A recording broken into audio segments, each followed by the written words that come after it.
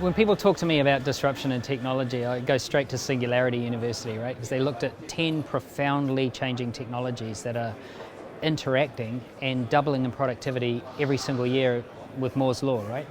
So these technologies are going to change the entire way we live, work and play, right? Driverless cars, 3D printing, mobile, Internet of Things and so on.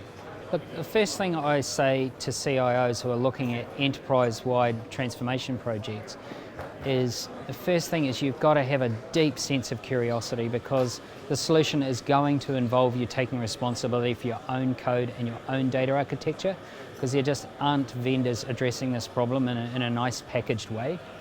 And I think what you've got to also do is teach your teams collaboration and be able to modularize your whole environment so that you can minimize risk and iterate and make mistakes without affecting the whole enterprise. I'm going to start out by saying that New Zealand is actually in an extraordinarily good place in some ways to innovate, because we are so small, we haven't got much money, and so we've had to think, in the words of Ernest Rutherford, right?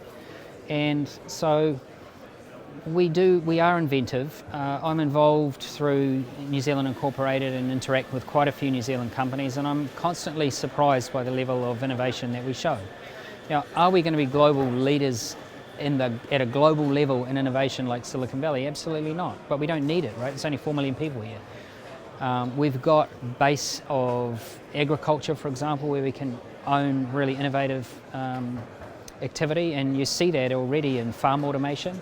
We're starting to see that come through. So what I would like to see is much more curiosity by everybody in the economy, and I think that means let's shift our education system much more into teaching yourself to learn and learn how to think, and not in content regurgitation. If we can do that, create thinkers, we've got the perfect kind of test pit of innovation here.